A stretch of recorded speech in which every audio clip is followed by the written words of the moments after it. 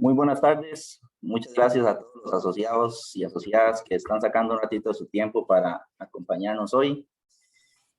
Vamos a iniciar de una vez. Sabemos 21 participantes y bueno, queremos iniciar contándoles para los asociados que no sepan que estamos en nuestro 40 aniversario y como parte de nuestra celebración queremos a lo largo de este año brindarles una serie de pequeñas actividades como por ejemplo esta charla o taller que vamos a darles hoy. Y bueno, como nos dijo un asociado por ahí, no es un tema muy bonito, ¿verdad? Pero es algo muy importante. Es algo en lo que todos debemos capacitarnos, entender, aprender todo lo que se pueda. Y para ello hemos invitado a nuestro abogado Ronald Sánchez, que él va a estar a dar una pequeña charla, primero que todo, muy rápida, y sobre todo atendiendo las dudas y consultas que todos ustedes puedan tener.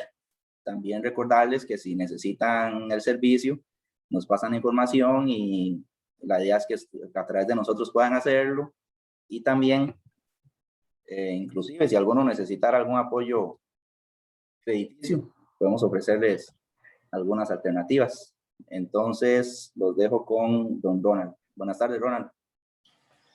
Bueno, muy buenas tardes a todos. Gracias, Hansel, por la invitación.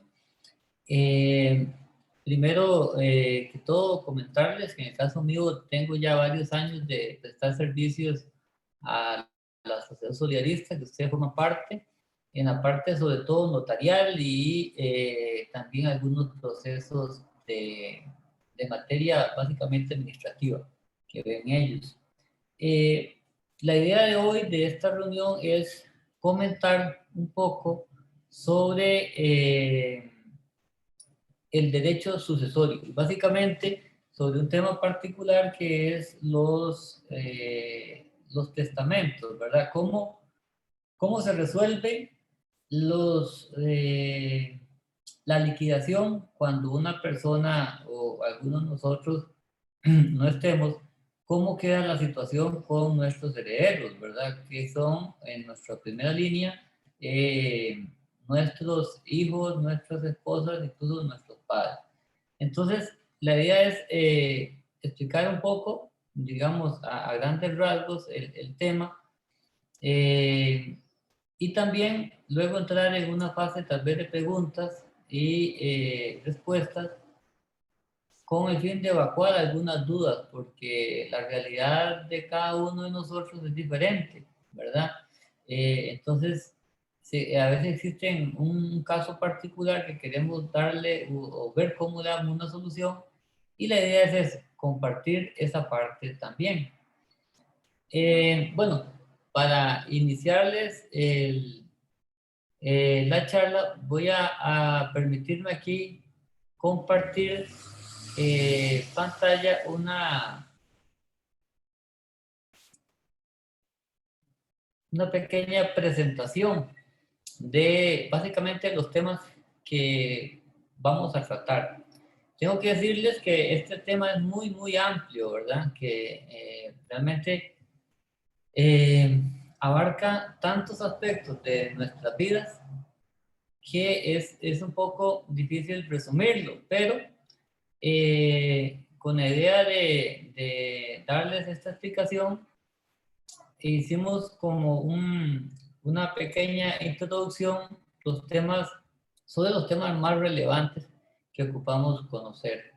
Efectivamente, todo lo que tiene que ver con los procesos mortis causa, o sea, que son después de la muerte de una persona, es lo que conocemos como el derecho sucesorio.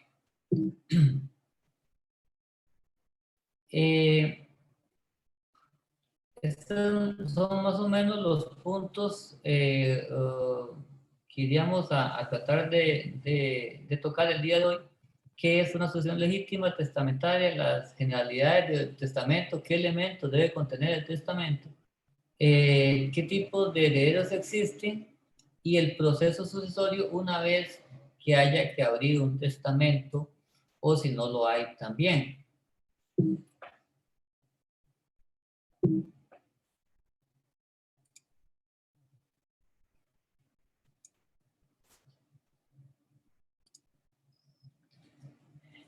El proceso sucesorio, como lo indicaba, se inicia con la muerte de la persona. Es un proceso mortis causa. O sea, que la muerte es la que causa la apertura de un proceso sucesorio. Ese es, digamos así, el hecho generador de todo lo que se va a desarrollar una vez que nosotros faltemos, que se genera toda una situación para las familias de ver qué resuelven. Sobre todo porque existen diversos temas en las familias. El tema de los bienes, los temas meramente de las relaciones familiares, el tema de las indemnizaciones que pueden tener las familias. Y todo eso se conoce en esta parte, en lo que es el derecho sucesorio, y que para lo que nos interesa, tenemos que existen dos tipos de, de sucesiones, digamos así. Nuestro Código Civil regula a partir del artículo 520, creo que sí, 520 del Código Civil, es donde encontramos todo lo referente a las sucesiones, ¿verdad? Tanto legítimas como testamentarias. Entonces, la sucesión legítima es aquella en donde el causante, vamos a entender como causante a la persona que muere, ¿verdad? Que es precisamente el que causa la sucesión. Por eso se le llama causante. En la sucesión legítima es aquella en donde una persona muere, pero no ha establecido quién o quiénes desea ella declarar como herederos. O sea, a quién le van a corresponder mis bienes, mis derechos, una vez que yo fallezca. Eso es lo que se conoce como la sucesión legítima, que está expresamente regulada en el artículo 572 del Código Civil, que este artículo sí me permití ponerlo casi que en su totalidad para que se den una idea de quiénes son los herederos legítimos, partiendo precisamente de que no exista un testamento. Si yo muero, en la primera línea de herederos que tenemos están los hijos, los padres y el consorte o la esposa o el conviviente en unión de hecho, con las siguientes advertencias: que no tiene derecho a heredar el cónyuge legalmente separado de cuerpos si hubiese dado lugar a la separación, y tampoco podrá heredar el cónyuge separado de hecho sobre los bienes adquiridos durante el tiempo de la separación. Si el cónyuge tuviera gananciales, solo recibirá lo que a estos les falta para completar la porción. Y la sucesión de un hijo extramatrimonial, el padre solo hereda cuando hubiera reconocido a ese hijo con su consentimiento. Y en el caso del conviviente de hecho, que ese es un caso muy común que se ha dado en nuestra sociedad, hereda en el tanto los convivientes tengan vocación para contraer matrimonio. Eso significa que yo vivo en unión de hecho, pero que tanto yo o mi pareja estemos en libertad de casarnos. Esa es la condición para que sea reconocida la unión de hecho como parte, para que sea un heredero legítimo. Ese es el primer orden. La segunda línea son los abuelos y además ascendientes legítimos. La madre y la abuela por parte del padre, aunque sean naturales, se consideran legítimos, lo mismo que la abuela natural por parte del padre legítimo. Esto es la segunda línea, que es básicamente los ascendientes del causante, del difunto. En el tercer línea están los hermanos legítimos y los hijos naturales por parte de la madre. Y los hijos, el cuarto, los hijos de los hermanos y los hijos de las hermanas, digamos, como los sobrinos, ya en esta parte. Los hermanos legítimos de los padres legítimos del causante, en este caso yo entiendo casi que vamos los tíos. Y el tercero están las juntas de educación del lugar correspondiente. Esto es que en el caso de que no exista nadie en estas líneas anteriores, quedaría en manos de las juntas de educación. Es muy difícil, de verdad, tiene que ser, son casos muy esporádicos en donde esto pudiera ocurrir porque siempre existen algún heredero en esas diferentes líneas. ¿Cómo funcionan estas líneas? Es que a falta de la línea número 1, entrarían los de la línea número 2 y así sucesivamente. Tiene que estar totalmente vacía la línea número 1 como para que pueda ingresar la línea número 2 y así sucesivamente. Esto es lo que se conoce como sucesión legítima. ¿Por qué legítima? Porque a falta de estipulación, la ley ha venido a suplir esa falta de disposición que hizo el causante de sus bienes de esta manera, a establecer legalmente quiénes son los herederos. Caso contrario es la sucesión testamentaria, que es básicamente el tema que nos ocupa hoy, que es cuando yo como causante he elaborado un testamento, he emitido mi disposición de última voluntad y es un testamento que está totalmente válido y por lo tanto mis herederos pueden reclamar lo que yo haya dejado en el testamento. Que el testamento en nuestra legislación, específicamente el Código Civil, no establece una definición clara de lo que es el heredero por testamento, pero ni da un concepto tampoco claro de lo que es un testamento, pero que en suma podemos indicar que el testamento es la declaración de última voluntad que emite una persona respecto a los bienes y otras cuestiones no patrimoniales y con la intención de que esa última voluntad sea respetada por sus herederos. El testamento, su elaboración corresponde realmente a través de un notario público, que es el trámite normal, el proceso normal es que yo como causante, como persona física, acudo a un notario y le digo que quiero emitir mis disposiciones de última voluntad y se elabora el testamento.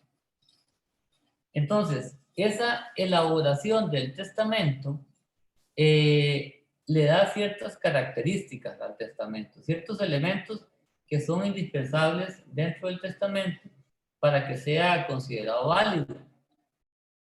Principalmente que el testamento como tal es un acto o negocio jurídico porque viene a regular una determinada relación jurídica con mis descendientes o ascendientes. Es un acto personalísimo. Eso significa que solamente yo y solo yo puedo emitir mi testamento. No puede hacerlo un apoderado mío o una tercera persona. No puede serlo tampoco un simple mandatario. Digamos, como que le demos un poder especial a alguien para que haya un notario y lo haga por mí. No, tiene que ser personalmente presentado el testador ante el notario para que emita su última voluntad. Es escrito, como le indicaba, los testamentos son protocolizados, esos son escritos y no se permite ningún tipo de testamento oral. Todo testamento y disposición de manera oral, digamos, está viciada de nulidad, entonces no es válido. Es un acto considerado unilateral. ¿Por qué? Unilateral, porque soy yo, de mi propia voluntad, quien deseo emitir un testamento. Y no es preciso que para emitir el testamento estén mis herederos aceptando la herencia en ese momento. ¿Por qué? Porque la aceptación de la herencia se da hasta que yo fallezca. Cuando el heredero conoce el testamento y lo abre o lo aplican, Entonces ahí viene ya la aceptación, o bien puede darse una renuncia de esa calidad de herederos en favor de un tercero, y ahí se perfecciona el negocio jurídico del testamento. Es importante, siempre que se piensa en la elaboración de un testamento, hacer un listado de los bienes, los derechos o bien las obligaciones que tenemos y o que queremos disponer. Eso es indispensable para su elaboración. Y es un acto revocable. ¿Qué significa? Que no porque yo haga un testamento hoy, ya está escrito en piedra y no se puede revocar o modificar, o bien quitar un heredero o poner otro o agregar más herederos, o inclusive agregar más bienes o más derechos. Es revocable, yo lo puedo revocar tanto expresamente como tácitamente. Es decir, yo indico que revoco el testamento otorgado ante el notario X en tal fecha y alguno nuevo, o bien el solo hecho de hacer un testamento con una fecha posterior al que yo hice, digamos, hice uno en el año 2000 y otro lo hago en el año 2005, va a valer el que yo hice en el 2005, aunque no haga expresa renuncia, expresa manifestación a la anterior. Eso es la característica también de que es revocable. Ahora, en cuanto a los tipos de testamento, como les indicaba anteriormente, el testamento abierto es el que el testador va directamente a un notario, y eso está expresamente regulado en el artículo 583 del Código Civil, en donde se establece que el testamento abierto, la persona acude ante el notario y dependiendo de cómo se redacte ese testamento va a requerir 3 o más testigos. Entonces, por ejemplo, indica que el testamento abierto es ante un notario, bueno, cartulario, indica el artículo, y 3 testigos. Pero si es el mismo testador quien escribe el testamento, bastan 2 testigos y el notario. Y el otro puede ser también ante 4 testigos sin notario, si el testador lo escribe, o ante 6 testigos si el testador no lo escribe. Entonces, para explicarles un poco esto es, lo normal es acudimos al abogado con 3 testigos y que nos haga el testamento. Pero existe la posibilidad de que también se haga ante testigos, nada más. Eso sí, contando con un mínimo de 4 testigos y un máximo de 6 testigos.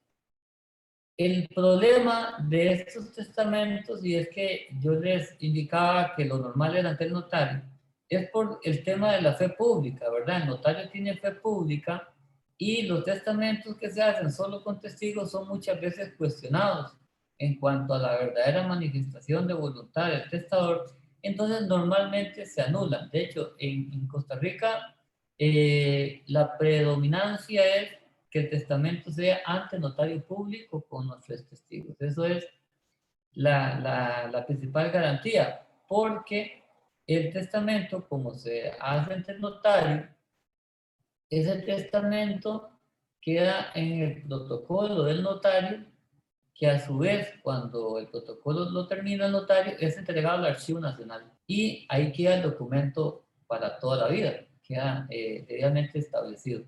Entonces, en el Archivo Nacional, que es como, digamos así, el encargado de guardar o de saber quién o no tiene testamento, en caso de que una persona fallezca, de hecho es un requisito para abrir un sucesorio, solicitar una certificación de testamento en el Archivo Nacional para ver si la persona tiene o no testamentos.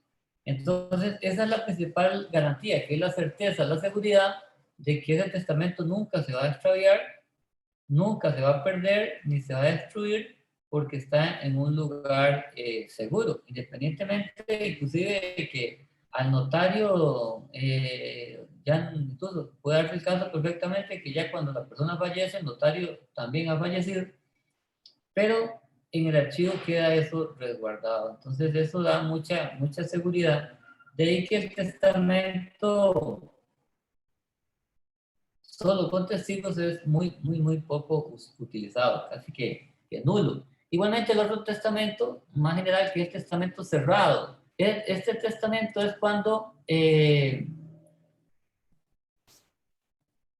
un testador, ¿verdad? Una persona física acude ante un notario con el testamento ya hecho, guardado en un sobre, y ese testamento el notario le pone una razón, digamos así, de apertura, perdón, como un tipo de fecha cierta al sobre, con los testigos que también se van a necesitar, y se hace una especie de carátula a ese testamento y nada más. Ese testamento, lógicamente, como no está en el protocolo, no va a ir al Archivo Nacional, y ese testamento lo guarda el testador o la persona que le indica y nada más. ¿Cuál es el riesgo? Que el extravío, la pérdida de esos documentos, o bien que el testamento no cumpla con los requisitos de ley, igualmente sea declarado nulo en una eventualidad, entonces no va a tener ningún efecto práctico. Esa es también una de las cosas por las cuales también es muy poco utilizado. El testamento como tal tiene, digamos, sus requisitos, ¿verdad? Básicamente, las formalidades, los requisitos que debe contener están establecidos igualmente en el Código Civil, artículo 585, en donde nos indica que el testamento pues, debe estar fechado con lugar y hora y mes y año en que se otorga, debe ser leído ante los testigos y ante el testador, ¿verdad? Igualmente debe ser firmado por el testador, el notario y todos los testigos. En este caso, para efectos de ser testigo de un testamento, el requisito indispensable es que no tener ningún parentesco por afinidad o consanguinidad con el testador. Un testigo, si es familia del testador, no funciona y más bien anula el testamento, que eso también en la práctica judicial es muchas veces visto, que utilizan a un familiar, aunque sea un primo lejano, y eso es causal de nulidad del testamento. Entonces no es válido, no es prudente hacer esa práctica. Y igualmente, lo principal es que el testamento debe ser continuo. O sea, si yo voy a hacer un testamento, el notario me hace el testamento, yo estoy de acuerdo con lo que ahí indica, es un testamento continuo. O sea, es un solo acto. No puedo redactar una parte hoy, otra parte mañana. No, todo tiene que ser en un solo acto y en ese mismo acto lo firman todos los comparecientes ante el notario. Lo otro también importante es la capacidad para testar, o sea, quiénes son o quiénes podemos emitir un testamento válido, que sea totalmente válido. El testamento, digamos, la parte principal es que la persona sea moralmente y legalmente capaz. Estos conceptos son bastante indeterminados, ¿verdad?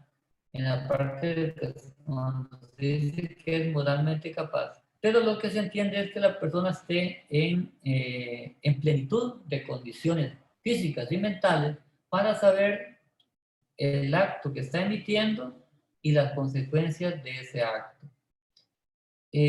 Porque también el tema de hacer un testamento, como al inicio lo mencionaba Andrés, es un no son temas bonitos porque nos sentimos bien, estamos bien y creemos y que esto va a ser para toda la vida. Y tal vez pensamos en que un testamento lo podemos emitir al final de nuestras vidas, ya cuando estemos más grandes, y, y no vamos a tener problemas. Pero ¿qué sucede? Que ya puede ser que en algún momento perdamos nuestra facultad cognitiva y o ya no podamos, aunque queramos emitir un testamento, no va a ser válido. Por lo que hablábamos anteriormente, que el testamento es personal. Nadie puede hacerlo por mí. Entonces, esa es una parte también muy importante en las facultades que tenemos para emitir el testamento.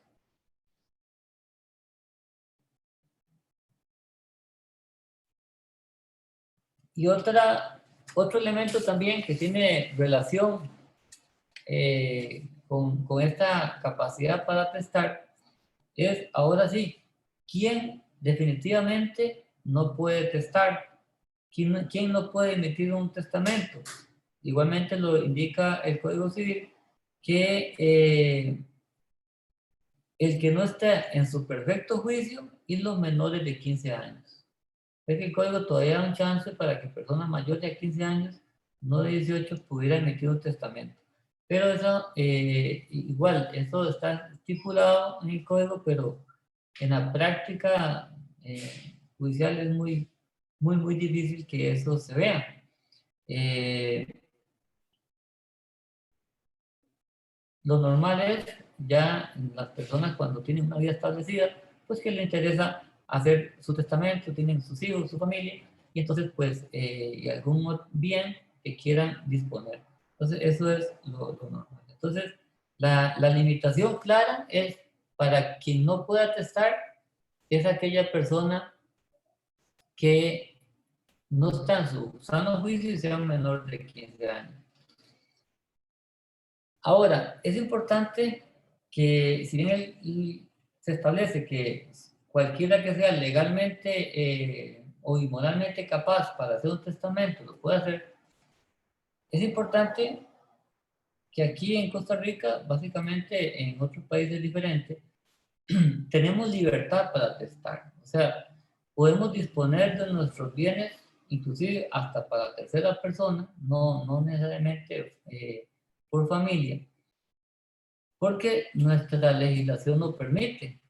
En otros países que conozco así de memoria, tal vez España, que es diferente. En España existe lo que se llama la legítima, que es que yo debo reservar hasta un 25% de mis bienes para mis herederos legítimos.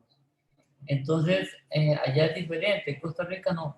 En Costa Rica no existe esa limitación, pero sí existe, se han venido dando a través del tiempo algunas pequeñas limitaciones, como por ejemplo este artículo del Código Civil, es de 595, que es básicamente la obligación del testador, en el caso de tener hijos menores de edad o incapaces, de proporcionarles o de contemplarlos dentro del testamento para que eventualmente puedan recibir algún tipo de beneficio, ya sea de pensión alimentaria o algún bien que les pueda garantizar sus alimentos por el tiempo, de ahí en adelante, mientras son menores de edad, o bien si es discapacitado, pues tiene alguna discapacidad que le pueda ayudar a su manutención. Esa es una limitante que se ha establecido básicamente, y es así, es muy normal que se dé, en donde si tenemos hijos o incapaces, tenemos que contemplarlos dentro de nuestros testamentos. Actualmente también con el Código Procesal Civil, una reforma que se dio, ahorita es obligación, o más bien, se permite, por ejemplo, en un caso que no haya testamento y tal vez la esposa o el esposo y los hijos viven en la casa, a que se mantengan en la casa mientras el proceso se llega a su final y se decide a quién le corresponden los bienes. Eso es también una pequeña limitación que se ha establecido, pero ya es en la parte de ejecución del proceso. Muy bien. Dentro del testamento, yo como testatario puedo hacerlo de dos maneras. Puedo establecer herederos universales o bien legatarios, o inclusive los dos a la vez. Herederos universales son todos los que yo indico, que es muy común, digamos, en las partes de los testamentos, que yo indique, bueno, comparece X persona para hacer su manifestación de libre voluntad y indica que declara como únicos y universales herederos a fulano, digamos, normalmente esposa e hijos, o esposo o hijos, ¿verdad? Entonces, esa declaratoria de universalidad es que esos herederos van a recibir todos los bienes que yo tenga, derechos y obligaciones que yo tenga a mi muerte, y se los reparten por partes iguales. En el caso del legatario, es cuando yo establezco algo en particular. Digamos, puede ser que tenga dos vehículos, tenga 3 casas y quiera establecerlo claramente. O tenga 3 empresas y quiera decir, bueno, establece un legado para fulanito de tal. A X le va a corresponder la finca número tal o el vehículo número tal. A la otra le establezco un legado de, qué sé yo, una determinada cuenta bancaria o un depósito a plazo. Entonces, puede inclusive establecer herederos universales y a su vez legatarios. Declara como universales herederos, qué sé yo, esposa e hijos. Pero a uno de los hijos en particular que le quiera dar o un bien determinado, se puede indicar. Entonces, esas son las dos figuras de herederos, digamos así, que existen en los testamentos. La otra figura muy importante dentro de los testamentos y dentro de todo el proceso sucesorio es el albacea. El albacea no es el dueño de los bienes, no, es el administrador de los bienes cuando se abre el proceso sucesorio, y es el que está obligado a aperturar el proceso sucesorio, a abrir el proceso sucesorio, ya sea con testamento, como es el caso que estamos conversando, o bien, como indicábamos al principio, con en asociación legítima. El albacea, la figura del albacea siempre va a existir. ¿Cuál es la diferencia? Que al hacerse el testamento, en el testamento, el testador establece quién quiere que sea el albacea. Puede ser dentro de los mismos herederos que nombró, o bien una tercera persona que él quiere que sea el albacea, que le toque abrir eso. Entonces, muchas veces se han dado que establece como herederos a los hijos y nombran a un tío como albacea, que es el que le va a tocar abrir el sucesorio y distribuir los bienes como indica el testador. En los procesos legítimos, o sea, cuando no hay testamento, el albacea los nombra el juez, ya sea al abrir el sucesorio, que los mismos herederos indiquen nómbrese como albacea a X persona, o bien que el juez escoja, digamos, al que de acuerdo a su criterio puede cumplir con la labor de albacea, que es el que tiene que llevar adelante el proceso sucesorio y tiene que llevar la administración, presentar los inventarios y todos los bienes que existan, tiene que hacerle frente inclusive a obligaciones del sucesorio. Por ejemplo, si tiene algún acreedor, sea persona del proceso, a reclamar un determinado dinero o alguna deuda que tuviera el causante, pues es el albacea el que tiene que hacerle frente a esos procesos de cobro y de los bienes de la sucesión, pues tendrá que ver cómo se paga, hasta donde alcance, ¿verdad? No es que tiene que agarrar bienes propios, ¿no? es de los mismos bienes del sucesorio que se toman para pagar deudas. Entonces, toda esa parte le toca la figura del albacea. Entonces, es bastante importante en el testamento, cuando se hace, escoger bien la parte del albacea. Como te digo, cuando es normal que se establezca a esposo o esposa, normalmente ponen al esposo o la esposa como albacea, o bien a un hijo que sea mayor. Bien, esa es la parte primera, que es cómo se establecen los herederos, ya sea en vía legítima o por testamento.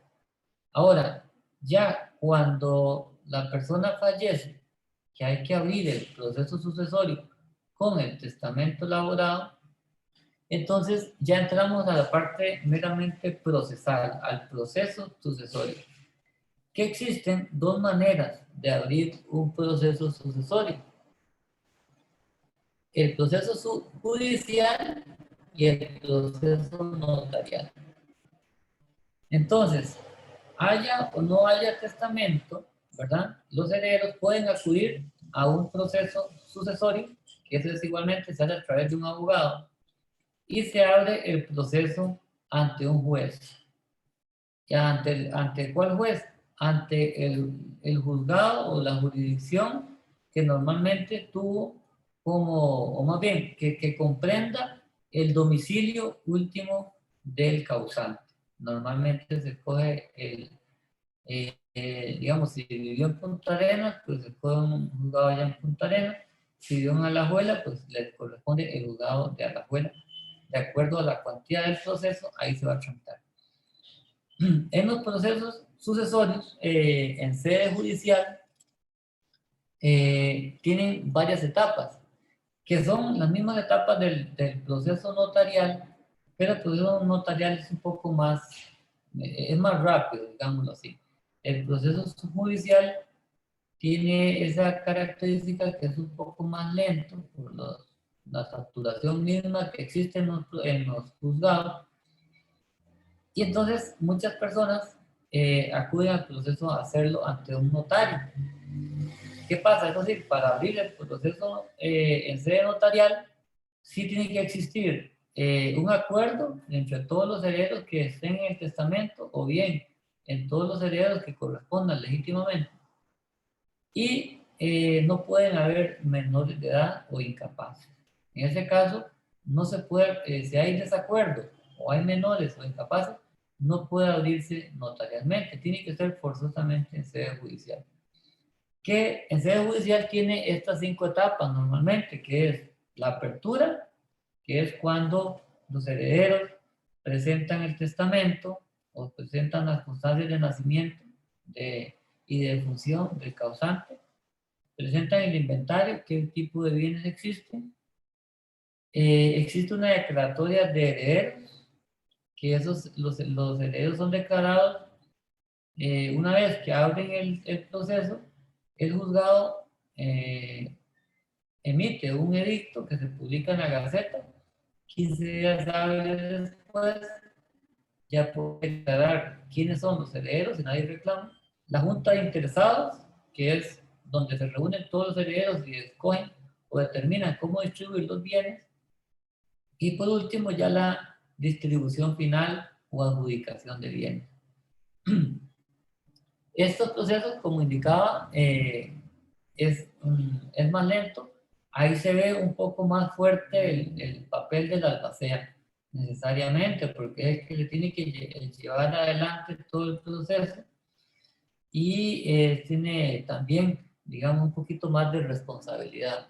El sede notarial es un poco también más práctico, porque en sede notarial es cuando los herederos acuden ante un notario y le indican, bueno, queremos abrir el sucesorio de mi papá, de mi mamá o de mis hijos, y tenemos un testamento o no lo tenemos, y ahí se presentan los mismos aspectos del proceso judicial, que es aportar toda la documentación que demuestre el fallecimiento de la persona, la existencia del testamento y las constancias de nacimiento de los futuros herederos. E igualmente, los bienes que sean necesarios distribuir. Igualmente se presenta un listado de todos los bienes.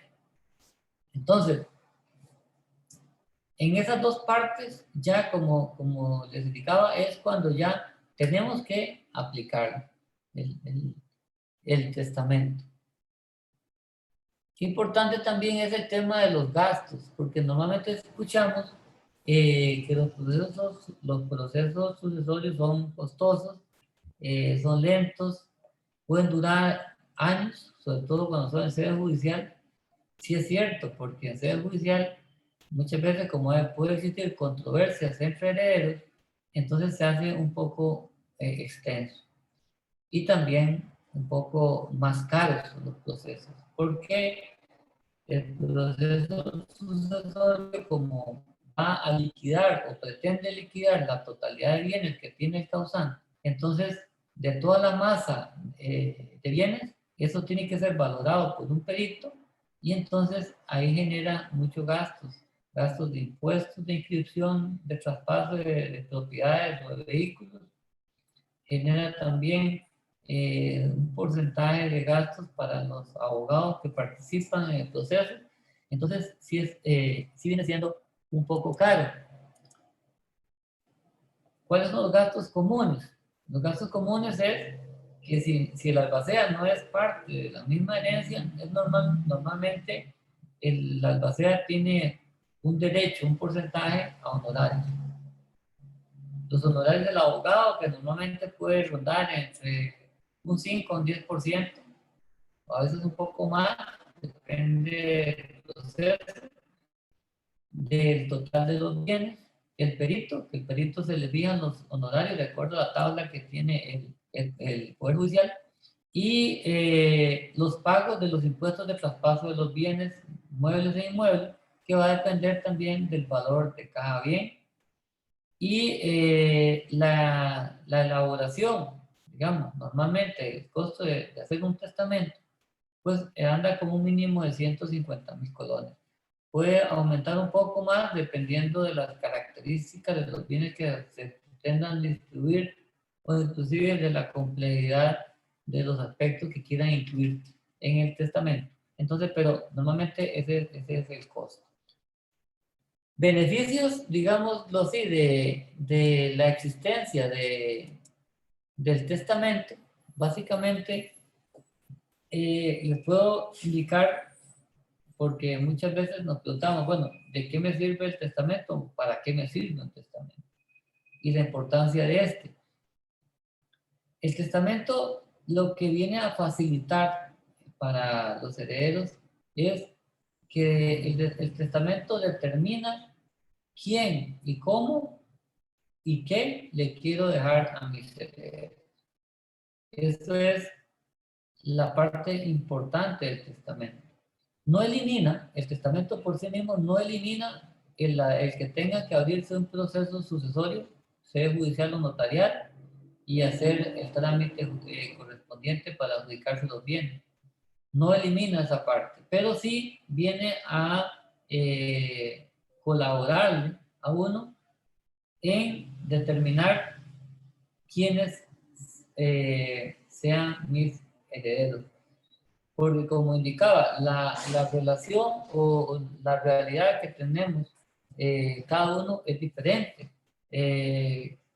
Como veíamos la parte primera en la sucesión legítima, en caso de que yo no tenga un testamento, entran todos los herederos que indica ese artículo en cada una de las líneas.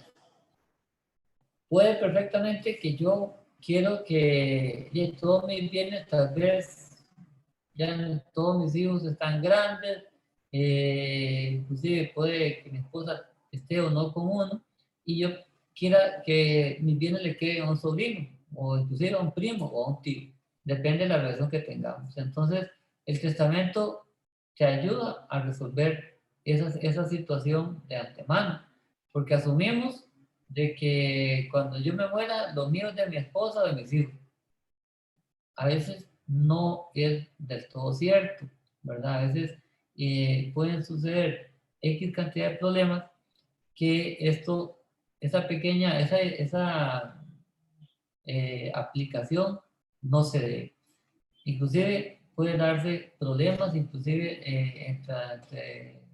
entre los propios hijos, entre los propios herederos, porque si yo no dije, digamos, que tengo 3 fincas y hay una muy bonita, otra un poco menos bonita, entonces que venga la discusión, no, a mí me toca esta, a mí la otra, y no quieran compartir.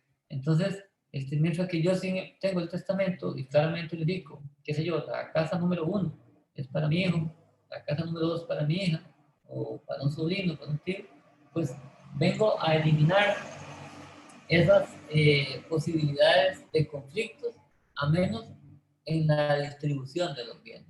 Sí, como les indicaba, tiene que abrirse el proceso sucesorio, independientemente de que tengamos el testamento o no, pero sí colabora mucho en definir de antemano cómo se van a distribuir los bienes. Y un último punto que quería mencionarles también, dado que, bueno, muchos de ustedes también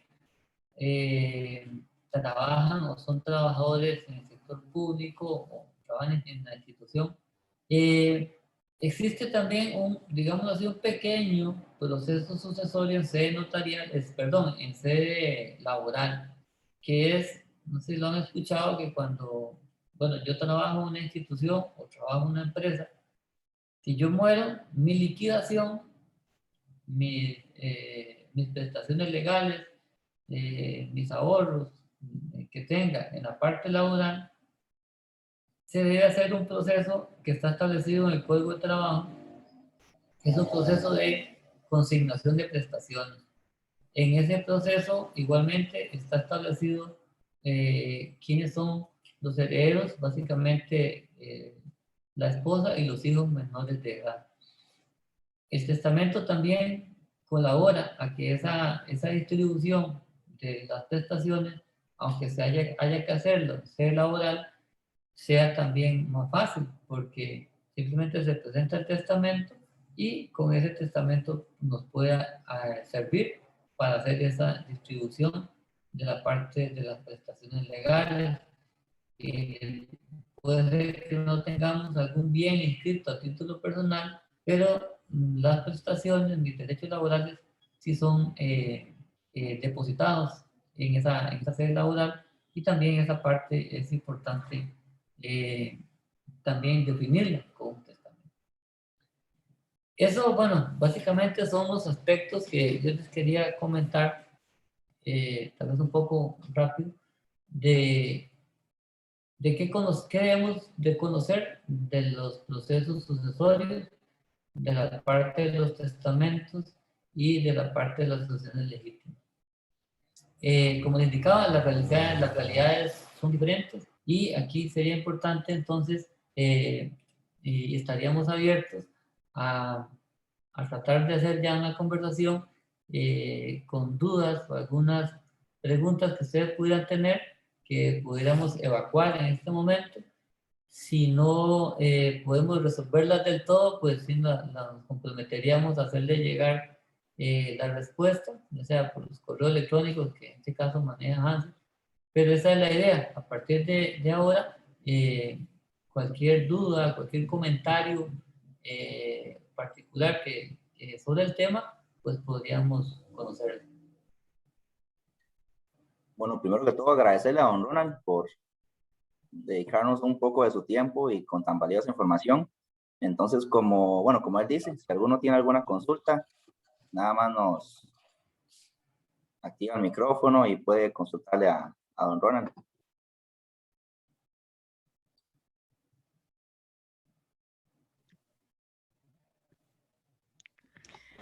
Buenas. No, dele usted, Esteban. Adelante, Marcela, si gusta. Gracias, muy amable, Esteban. Don Ronald, bueno, primero que todo, muchas gracias. Me parece muy valiosa la información. Yo conocía muy poco. Y lo que quería preguntarle era que, bueno, he escuchado que una alternativa al testamento son las sociedades anónimas. Obviamente ya, pues, la sociedad anónima tiene todo el proceso en Hacienda y el pago de impuestos y demás, pero ya a nivel de cuando una persona de la sociedad, digamos, o si usted es miembro de una sociedad, ¿cuáles son, digamos, las ventajas que podría tener la sociedad anónima comparada, digamos, con la vida del testamento? Ajá. Sí, gracias, Marcela. Sí, Ah, mucho gusto. Gracias, Marcela, por la pregunta. La ventaja es muy poca en este momento. Principalmente el tema de las sociedades, digamos, en la historia nuestra de Costa Rica la venimos utilizando, las sociedades tal vez un poco mal utilizadas.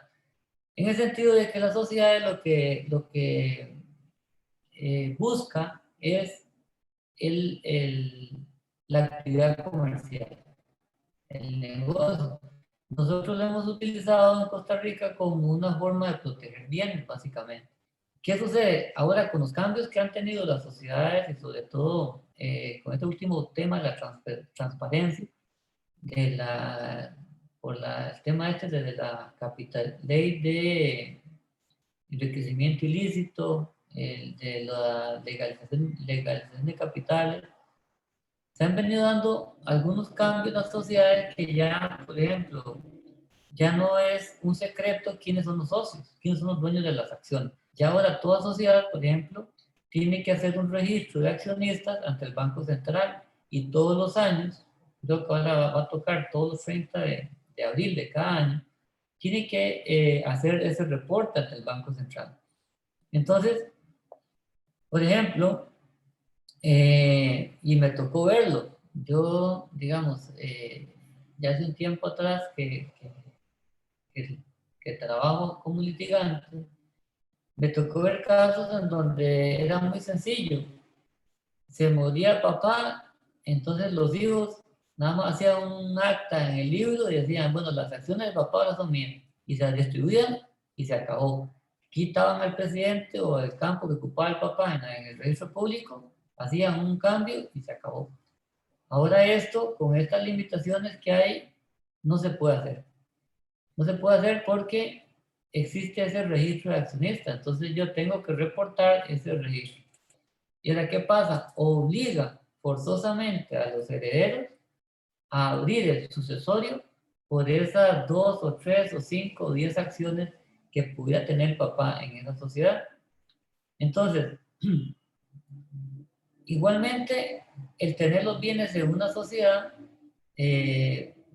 para evitar un testamento, por ejemplo, ya no es funcional porque, ¿qué pasa? Mis herederos pueden abrir el sucesorio o tienen que abrir el sucesorio para adjudicarse esas acciones. Entonces, volvemos al tema inicial. Si yo no tengo testamento, ¿a quién le quiero que le toquen esas acciones? Tenemos que abrir el proceso sucesorio legítimo, que entrarían en primer lugar los papás del causante, el esposo y los hijos, o la conviviente de hecho, como mencionábamos al inicio. Entonces, el testamento, digamos, si yo tengo acciones, igualmente el testamento me es funcional para decir, bueno, las acciones que tengo en la sociedad X, la 1, la 2 y la 3 le van a corresponder a Pedro, la 4, 5 y 6 a Juan, y así sucesivamente. ¿Ves? Porque el proceso tiene que abrirse. Ahora ya, con estas limitaciones que existen, el proceso sucesorio hay que hacerlo. Y con otra agravante, que es que, si bien es cierto, se abre el sucesorio para adjudicarse las acciones,